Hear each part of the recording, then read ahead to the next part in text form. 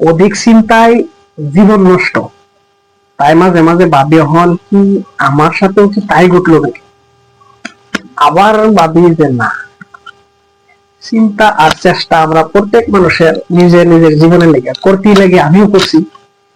তার মধ্যে ফলটা সম্পূর্ণ সবাই সেম পায় না, তার মধ্যে আলাদা থাকে। কারণ আমি একটা আলাদা বিষয় নিয়ে আমি গুরুত্ব দিছি, বেলেগে একটা আলাদা বিষয় নিয়ে তার লাইফে গুরুত্ব দিছে, কেউ খুদা পয়সাটারই লইয়া তার লাইফের গুরুত্ব দিছে। সবারই রেজাল্ট আলাদা আলাদা হইবই, তার মধ্যে আমারও হয়তো আলাদা। সমাজের ইশারা যেটা কওয়ার যেটা বেশি ইনকাম নাই মানে লাইফটা ব্যর্থ, এটারে আমি মেনে লই না। কারণ আমরা কিছু মানুষে টাকা পয়সা ইনকাম করি একদিন না একদিন সুখ পাইবা, শান্তি পাইবা, যেটা নাকি কিছু মানুষের আগেই পায়া লাভালো এলাবা বানায়লা।